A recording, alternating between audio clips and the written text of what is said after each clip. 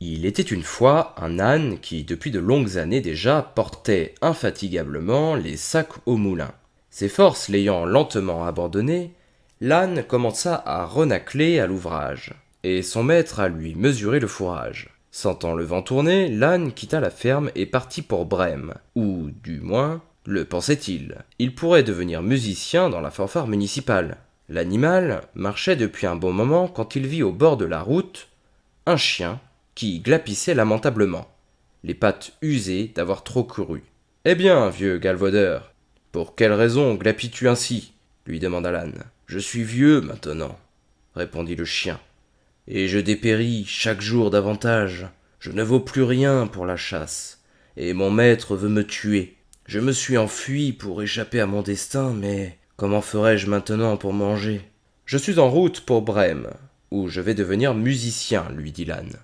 Pourquoi ne viendrais-tu pas avec moi? Tu pourrais également jouer dans la fanfare municipale. Moi, je chanterai les aigus et tu joueras des cymbales. Le chien trouva l'idée engageante et tous deux se mirent en chemin. Peu de temps après, ils virent un chat couché au bord de la route. L'animal faisait une mine longue comme un jour sans pain. Que t'est-il donc arrivé de si fâcheux? Lui demanda l'âne. Comment quelqu'un d'aussi mal fichu que moi pourrait-il être de bonne humeur?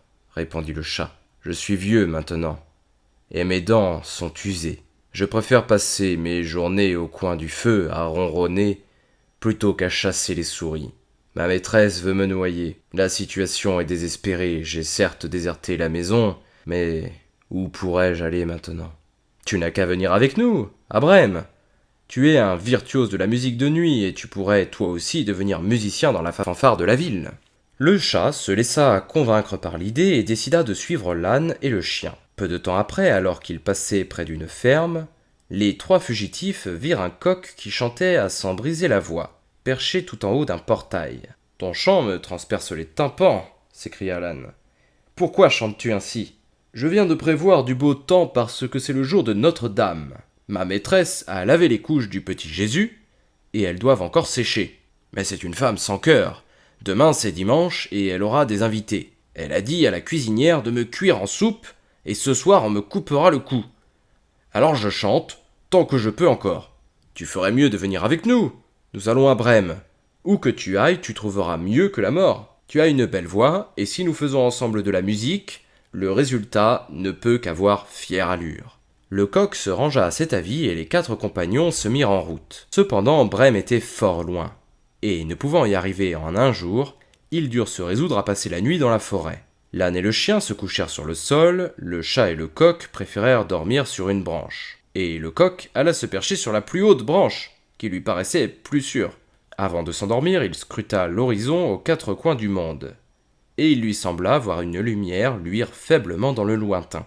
Il appela alors ses compagnons de voyage et leur dit qu'il y avait une maison pas trop loin de là, puisqu'il en voyait la lumière. L'âne dit « Allons-y, ici le gîte laisse quelque peu à désirer. » Le chien approuva, ajoutant même qu'un morceau de viande et 2 ou 3 os ne lui feraient pas de mal. Ils partirent sans plus attendre en direction de la lumière, et celle-ci grandissait et brillait plus fort au fur et à mesure qu'ils en approchaient.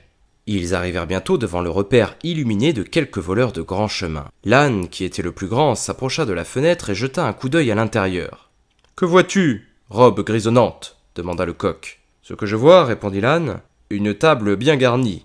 Le boire et le manger semblent fort appétissants, et autour de la table je vois des bandits qui prennent du bon temps. Voilà qui nous conviendrait fort, dit le coq. Si seulement nous pouvions entrer, soupira l'âne. Les amis tinrent conseil, et il ne se passa guère de temps avant qu'ils ne trouvent une bonne idée pour chasser les brigands de la maison. L'âne se dressa sur les pattes de derrière et s'appuya avec les pattes de devant sur le rebord de la fenêtre. Le chien sauta sur le dos de l'âne, le chat grimpa sur le chien, et le coq, d'un coup d'aile, se posa sur la tête du chat. Sur un signal, les 4 compagnons firent chacun, dans son registre, une bruyante démonstration de leur talent de musicien.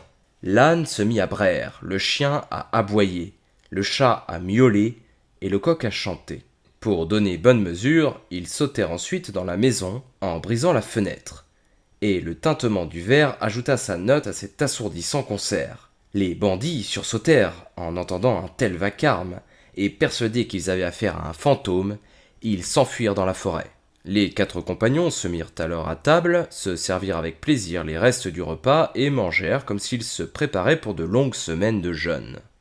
Une fois le repas achevé, les 4 musiciens se cherchèrent une place pour dormir, chacun selon sa nature et son envie. L'âne se coucha sur le tas de fumier, le chien s'étendit près de la porte, le chat se roula en boule près du feu, où rougeoyaient encore quelques braises, et le coq se percha sur une poutre. Fatigués par leur longue marche, ils ne tardèrent pas à s'endormir. Vers minuit, bien longtemps après que la lumière fut éteinte, et alors que le plus grand calme régnait dans la maison, le chef des bandits déclara « Nous n'aurions pas dû prendre ainsi la poudre d'escampette !» Il désigna l'un de ses hommes pour aller inspecter les lieux. Celui-ci s'introduisit dans la maison silencieuse et se dirigea vers la cuisine pour y allumer la lanterne.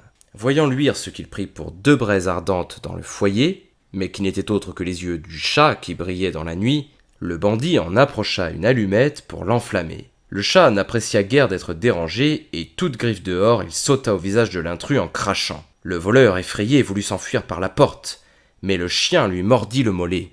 Le bandit détala alors en direction de la forêt, mais tandis qu'il passait à côté du tas de fumier, l'âne lui décocha un violent coup de sabot. C'est cet instant que choisit le coq, réveillé par tout ce vacarme, pour lâcher un retentissement cocorico du haut de son perchoir. Le bandit prit ses jambes à son cou et s'en fut rendre compte de sa mésaventure à son chef. « Il y a à l'intérieur de la maison une horrible sorcière. Elle m'a griffé le visage de ses longs doigts crochus en hurlant. Devant la porte se tient un homme avec un grand couteau, qu'il m'a enfoncé dans le mollet. Un monstre noir veille au milieu de la cour, et il m'a frappé avec son énorme gourdin. Et enfin, sur le toit, se trouve un juge qui s'est mis à crier « Arrêtez cet escroc !» Alors je me suis enfui. Plus jamais les brigands n'osèrent remettre un pied dans la maison, et les 4 musiciens de Brême s'y trouvèrent tellement bien qu'ils décidèrent de ne jamais en repartir.